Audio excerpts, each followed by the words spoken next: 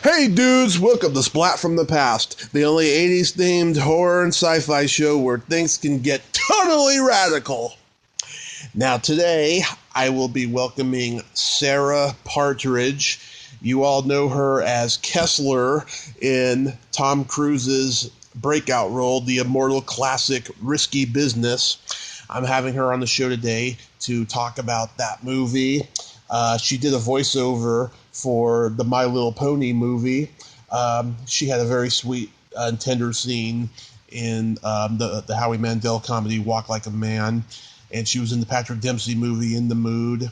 I want to ask her about all that stuff, and also I want to ask her about her singing career. She became a jazz singer. She gave up acting and went into jazz music, and I want to ask her about all that stuff, and it's going to be pretty cool. I can't wait. It's going to be pretty cool. I'm just so lucky with all the guests that I get on this show. It's just profound and amazing. So, here is my interview with Sarah Partridge. Tommy. Hey, Sarah. Welcome to the show. Thank you. How are you? I am great. How are you? I'm good, thank you. Well, it's such an honor. Thank you for taking the time today. Sure, my pleasure. Awesome. So, going back in time, did you gravitate toward acting and singing early on? I did, very early on. I remember my first play. I think I was in second grade, and I said to myself, I know I want to do this with my life. And then, of course, later on in life, it morphed into something else. But, yeah, I think the performance bug has been in me for a lifetime. Yeah, you did school plays and community theater and all that? Yeah, did all that stuff. Mm-hmm. Did you do any training for singing? For singing, I took voice lessons on occasion. I was always kind of a natural singer, so I did musicals. I went to Northwestern University, majored in theater, sang some there. And then, I have to tell you that only since I've been singing professionally do I take the occasional voice lesson to brush up on some things. So not a whole lot of studying in music. Yeah, I mean, there's actors, who even, 40, 50 years that they've been doing it, they still take acting lessons. Yeah, I think, you can always learn something new. That's what, I don't think, you're hopefully always growing. So there's always something to be learned. Mm-hmm. I totally agree, yes. And where are you originally from? I was born in Boston, and then when I was 15, our family moved to Birmingham, Alabama. So that was kind of a culture shock, to say the least. And then when I went off to college in Chicago, I sort of branched out there for a while and moved to Los Angeles for 10 years. Wow. And now I'm back. And then, like 20 years ago, moved back to New York. Not back to. My husband got a job, and we ventured off to the East Coast. Oh, nice. You never know where you're going to end up sometimes. You don't. You really don't. Life is you never know what to expect. Yeah. So when you were in college in Chicago, you studied acting there? I did. I was a theater major. And because it was in Chicago, it was really easy to sort of dip your toes into the business, which I did prior to graduating. Sort of got a taste of what it would be like once I got out there, and started auditioning for a lot of films were coming into town, and this film Risky Business came, and actually auditioned kids at Northwestern. That was my senior year, and it was funny. That was my first professional job, and I don't even think I had like not a voicemail, but an answering machine at that point. I'm dating myself, as you can see. And the agent kept trying to get a hold of me. Finally, she did, and she said, you have a call back, and then a few days later, you got this role. Little role, but a significant one. People seem to remember it. Yeah. Was anybody in your acting class go on to become successful? You mean, has anybody become successful? Yeah, from your acting class that you were Yeah, in. Julia Louis-Dreyfus, Oh. Clancy Brown. Clancy is the voice of SpongeBob and numerous other major film roles. Right, he was Frankenstein in The Bride. Yes, exactly. Yep. Let's see. Gary Kroger went off to do Saturday Night Live as... funny guy. Yeah, funny guy. Mike Hitchcock, who's been in a lot of the... I forget which movies. Best in Show and those. He's really funny. Mm-hmm. So, yeah, a handful of people have done very well. So you were in the classes with people who went on to do like sketch and improv comedy. Some of them, yes, and others became more straight actors. Nice. Yeah, And that's right at the height of like Steppenwolf Theater going on in Chicago. absolutely. That was the big thing there. Yep. Yeah. Did you ever think about going audition for them? I think I might have, but I do remember there was another smaller theater, but well received, called the Organic Theater, and I did a play with them right out of college. And the fun thing was that I thought I had it made right out of college because I was in this show called ER, Emergency Room, Organic Theater.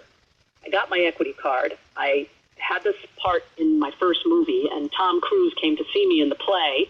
And not that I knew that he was going to be famous because he wasn't at the time, but when you look back, it was really kind of a fun little ride I had there right out of the box, you know. And then there was something called the Chicago Theater Project. I don't know if it's still around. I had a big role in a couple of just one musical they did that was based on Ann Landers.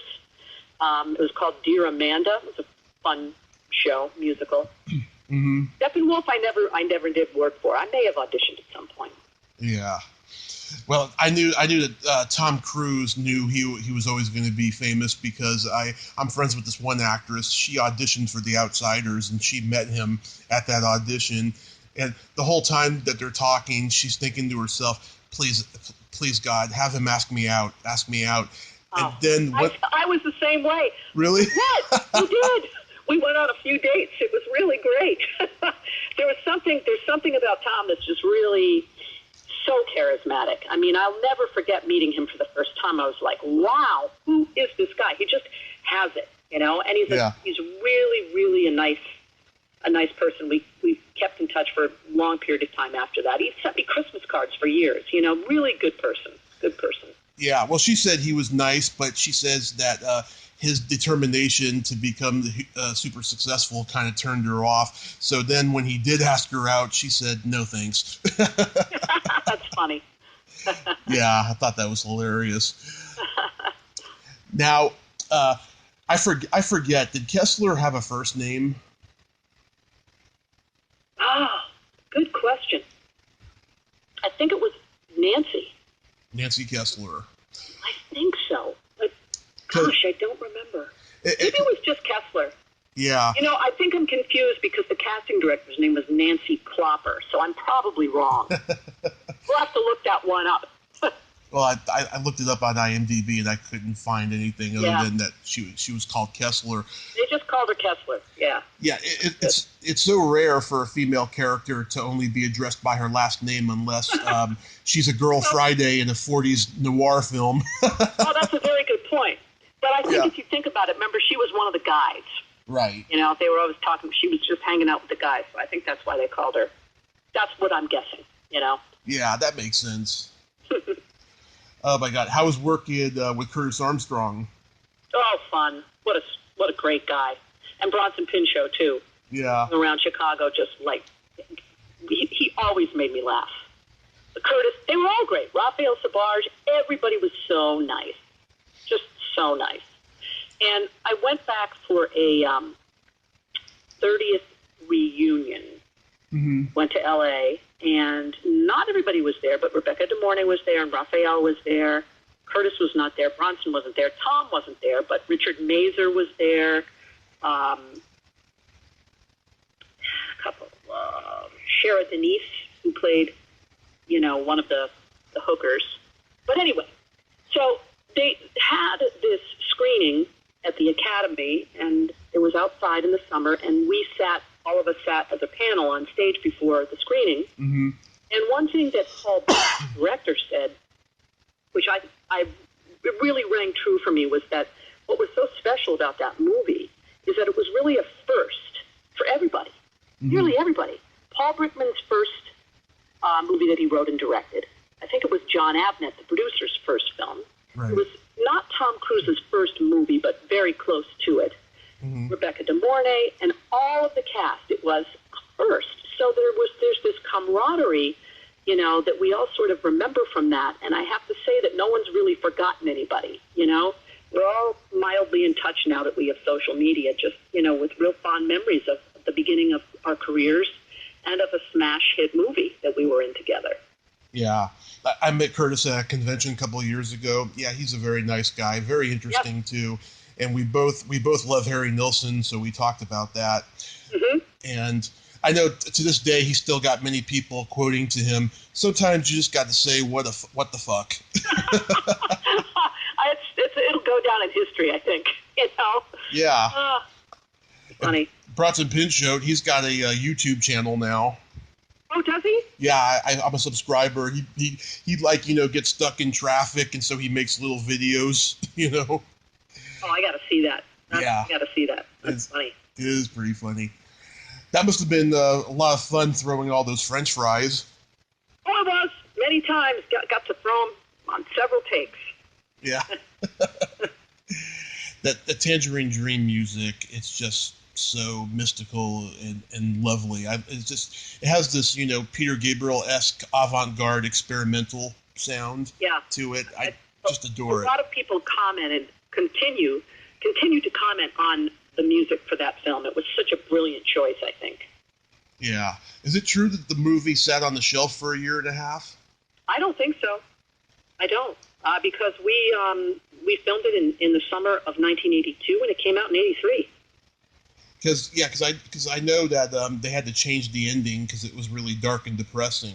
Yeah, but I think they shot two endings at the time. Oh, okay. It's not like they went back and shot it. Okay. That's my understanding, because it did come out in 83. Mm-hmm. Megan Mullally, she played a call girl in the movie. Oh, I went to school with her, too. There's another one. Yes, yeah. We're good friends. Yeah. I love her. She's great. She's great, too. Yep. Did you know Scott Harlan? Yes, I did. Yeah, he just arranged for me to interview his wife, Winnie Friedman, about a month and a half ago. I know Winnie very well. Yeah. Oh, Winnie and I had such a great time. We were talking like two old friends who knew each other for years. Well, please tell her hello. But I loved her. She's one of the first people I met at college who was so in the theater department, who was so welcoming and always so nice to me. And I will never forget her. She's just a good human being, Yeah. She's in my email list of people I'm going to send Merry Christmas greetings to, so definitely I will tell her that you said hi. Yes, nice. Great. Is it true that you auditioned for The Breakfast Club? Yes. How did you know that? I heard it on Greg's podcast. Oh, okay. Okay, yes, I did. That was a really interesting thing that happened. You want to hear the little story? Oh, of course.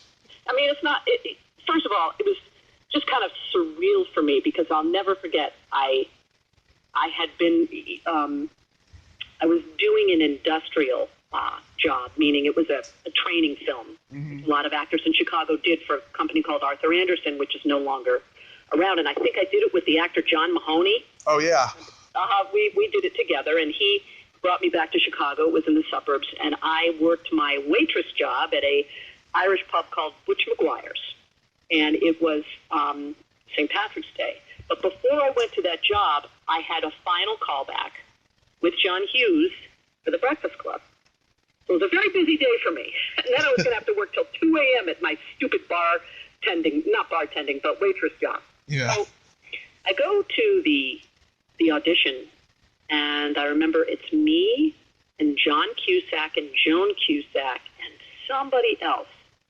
And I was reading for the Ali Sheedy role. But for the most part, all he really wanted John Hughes really wanted us to do was to just be together and improv and talk like kids, which we did. It was like a really fun, cool audition. And I'll never forget, how could you forget this? At the end of the audition, he said, well, here's my cast. And we all looked at each other like, oh my God. And went our merry way. And then none of us ever heard anything from our agent again. They checked on it, and of course what he did is he put it on the back burner. He went to L.A., he cast 16 Candles, did that first, and then the Breakfast Club, because now the Brat Pack was a big deal. Right. And the rest is history. And then, of course, the coup de grace is that I go to my job on St. Patrick's Day, serving beers to drunk Irish people in Chicago, and, you have this wad of money in your little apron, and you're, trying to get through the massive crowd of people, and somebody stole my whole bank in there. So it was a terrible ending to my day. All my money was stolen, and I worked till 2 a.m., but I was on a high because I'd had this really great audition, and I thought, oh, my God, this is it. But you just never know in this business. You never know. Yeah, earlier this year, I interviewed this actress who eventually became a screenwriter, Karen Lee Hopkins. She had a role that was cut out of The Breakfast Club, and her footage still hasn't been found. She played a gym teacher who was a love interest to the janitor, and for whatever reason, she was cut out of it, and she's still not happy about that, and she's not happy that it's never mentioned in any retrospectives or anything.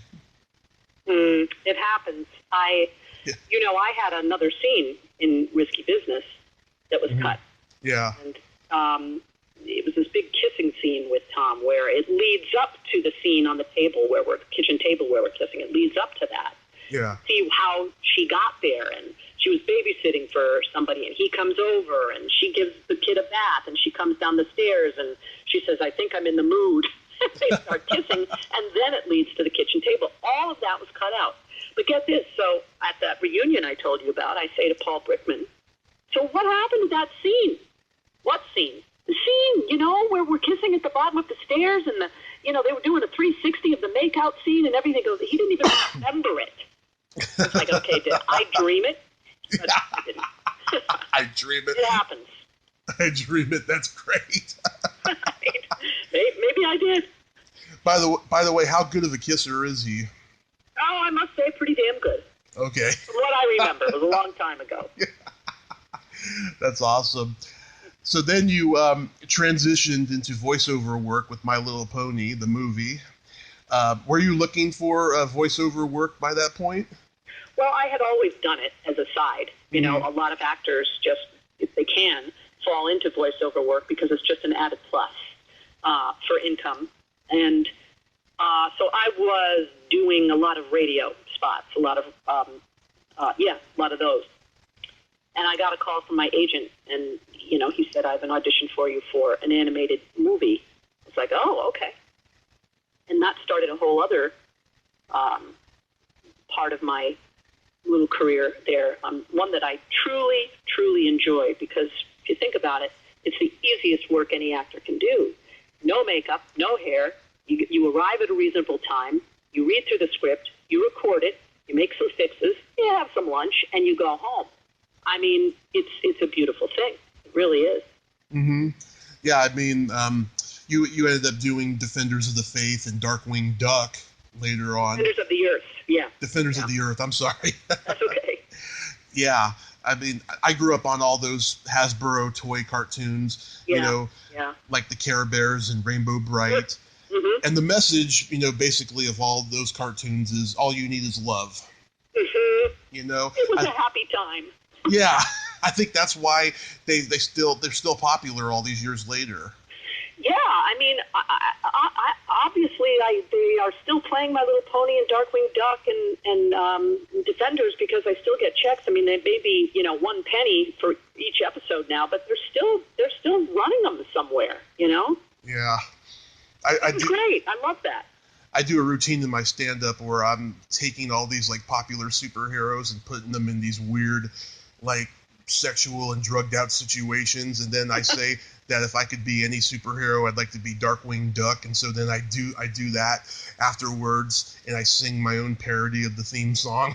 Oh wow! Well, that's creative. I must say I'd like to see that. Yeah, it gets it gets pretty big laughs. I haven't recorded it yet, but I really need to. You should. I will eventually, though. So then you had a very sweet and tender scene in Walk Like a Man. Oh yeah, right. Every time I watch that scene, I get emotional because it reminds me of how there's so little random acts of kindness these days. That's a good way of putting it, and that's exactly what that little scene was, wasn't it? Yeah, that's when Bobo goes from being a dog to being a man. Right. In that scene. And that little girl, she went on to have a successful career. Who was that little girl? Oh, I forget her name, but I think she's still acting today. That's great. Yeah, but she was like a child actress for a while then, and then I think she's acting today and stuff. But I talked to Amy Steele a few months back and stuff. She's a nice lady. Yep. Tough as nails, but very nice. Yeah. And Howie, oh my God, I love him. I've auditioned for America's Got Talent 3 times just so I can meet him, and I haven't gotten it. Well, hopefully one day. Maybe someday. That little girl, her name is Megan Parlin. Right. Yes, I know that name. Yeah, she's still acting a little bit today. Great. Yeah. Great. And do you have any good stories about In the Mood? Well, just that I did I screen tested with what's his face? The lead. Patrick Dempsey. Yeah, I screen tested with him a few times for the Talia Balsam role. Oh. And yeah, so that was it. And then I was really disappointed that I got to be what they call the winking nurse. But it's all good. It's all good. Yeah, I mean, even if you don't get the role you want, at least they make you a part of it. Yes. So I got a little consolation prize. But the director, Phil Alden Robinson, was a really, really sweet guy, and we became friends. Yeah, he was really, I think, a really great director also. Yeah, he was coming off of All of Me, and this was just before he did Field of Dreams and right. Sneakers. Yep. Yeah, exactly. He's a brilliant writer and director. I agree. Does he do much these days, though? I haven't seen his name around. Yeah. I haven't. He's like one of those guys, who just disappeared and had so much talent, Yeah. like Paul Brickman.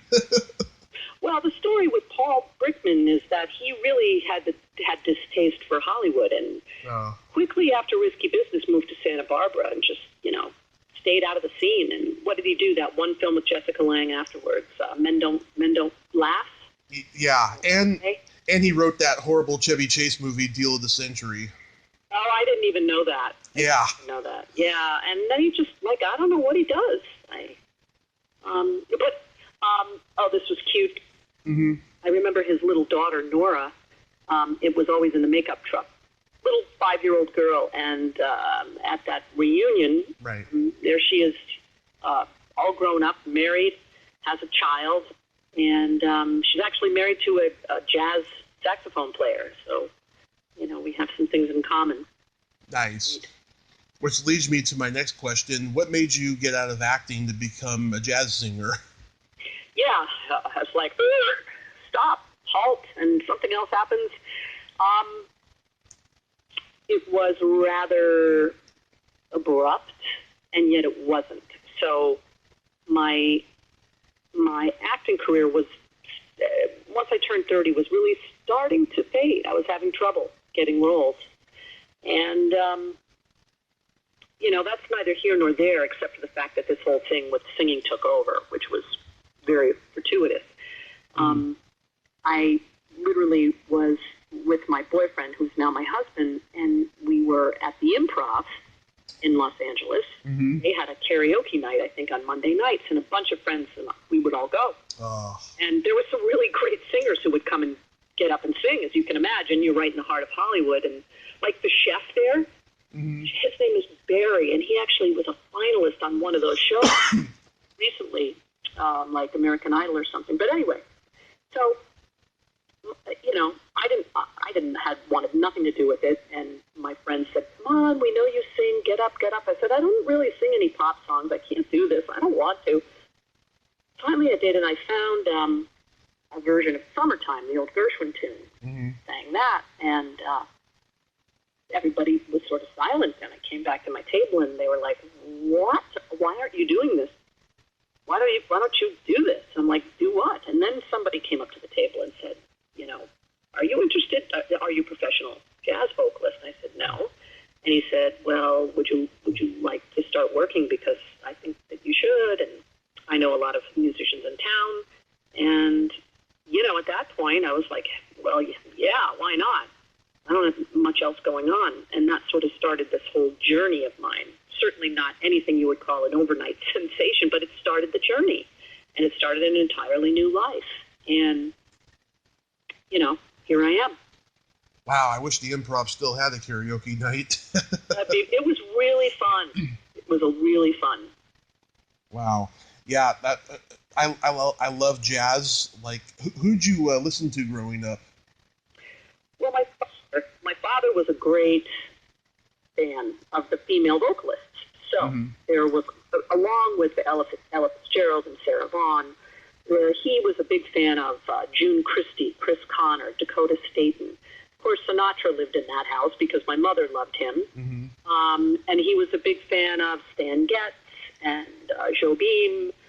So he loved the girl singers, and he loved the instrumentalists. And my parents also loved Broadway musicals. So I was, introduced to that music very, very early on. And, since I was very small, so it was always in my brain. I always felt like I could sing it, So I have to thank my father for that, actually. Wow. Yeah, my uncle, he worshipped Billie Holiday, and he named my cousin after her, but she later desecrated the name by changing it to Shauna. That's pretty different. Yeah. But I love Quincy Jones and Miles Davis. Oh, yeah. All those greats. Big band swing like Glenn Miller, and I loved the 70s progressive rock bands who incorporated jazz into their music, like Traffic and Argent and Manfred Mann's Earth Band. Mm-hmm. I love all that great stuff. Yeah, it's great music. It is. Have you recorded any albums? I have 6 albums. Yes. Wow. My first one was in 1998, and through the years, I just released my last one in 2017, and I'm working on a new project now. But the last project is called Bright Lights and Promises, Redefining Janice Ian. Janice Ian being one of the most prolific singer-songwriters of our time, nominated for 10 Grammys. I think she's received 2. One for her very iconic song called At 17, which was a hit in 1978, I believe. So I took a lot of her repertoire and put it into my genre with her blessing. And we had become friends through the Recording Academy, and she said, "Well, listen, if you end up doing this project, I'd like to be." She knew my music. I obviously knew hers, and she said, if you do this, I'd really like to be involved, because after all, I'm not dead. And I ended up going down to Nashville and co-writing 2 songs for the album with her. And I'm really proud of that album. It was really a lot of fun to do. That is wonderful. Yeah, At 17 is one of my favorite songs because it's amazing. It's a song I can relate to. And first time I ever heard it, though, was when Homer Simpson was looking for a soulmate. Like, they played it. They played it in the montage. He looks in the pet store window, and a fish eats another fish, and then gives Homer this evil look. I didn't know that. Yeah, it's a great song. It is a wonderful song, and my version is quite different. Rather than being in 4/4 time, it's in 7/4 time. It's got a very interesting beginning and end to it. But then I stay very true to the song because that melody and that lyric is just so important. But yeah, I think so many people can relate to that song, male and female, because that's a very fragile time of life for most people as they're trying to find themselves. Yeah. Is your version available anywhere? Oh yeah, I mean it's streaming. It's everywhere. Anywhere you get music. Okay, I'll look for it because I definitely want to hear it. Do you ever go on the road and tour? I do. In this past summer, I was in the Southeast. About a year ago, I was all through the Midwest, and I'm going back to the Southeast in April. So, yeah, I'm actually pretty much performing more out of town than in town these days. Yeah. Doing a lot of writing for my next project, and yeah, so keeping busy. It gets exhausting though, the tour, right? It's tiring. You have to be real. You really have to pace yourself and be careful how you eat, and all that. A lot of rest and a good food is really important because it can be very tiring night after night.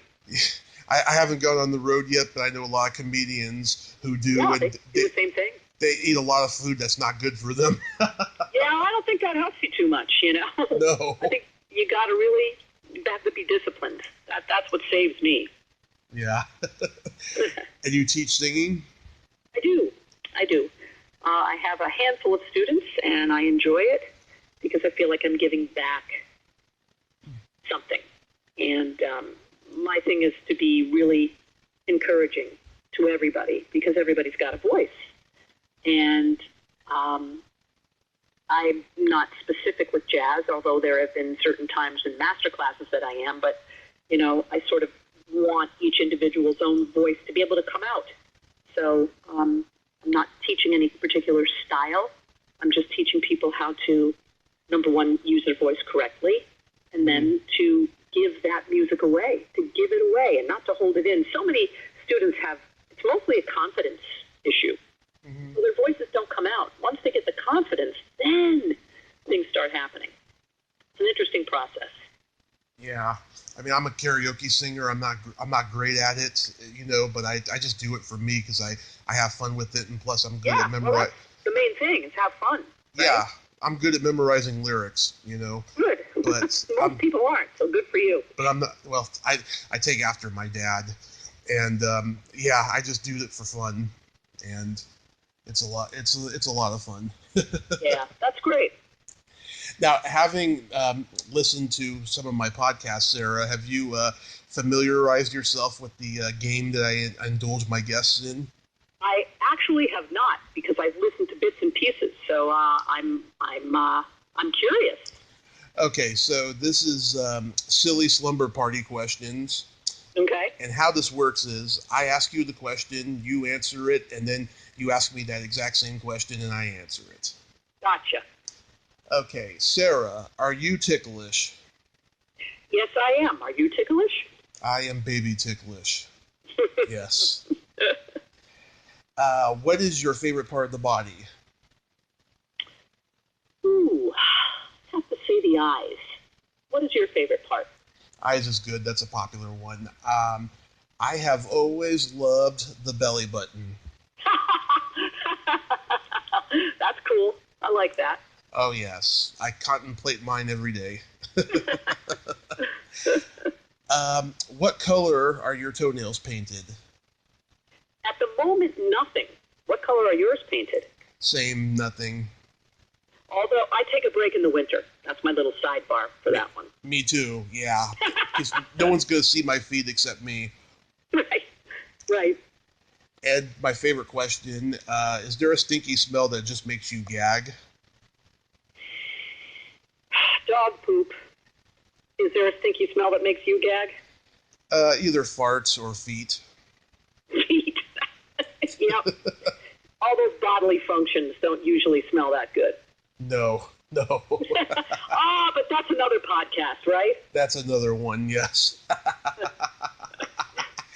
Well, Sarah, I thank you so much for coming on today. This was a lot of fun.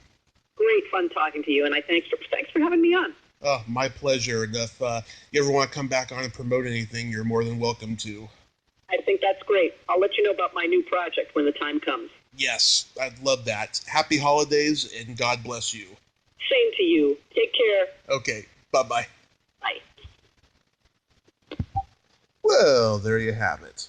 Sarah Partridge. Ain't she a sweetheart?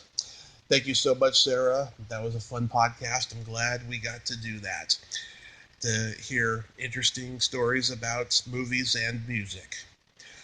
If you like this video, everyone, please subscribe to my YouTube channel. Add me as a friend on Facebook. Join my Tommy Kovac comedian page on Facebook. Follow me on Twitter and Instagram and all that fun stuff. Well, that's all time we have this week on Splat from the Past. Until next time, this is Tommy Throwback Kovac saying, there's no shame in living in the past, because the present sucks. Later, dudes.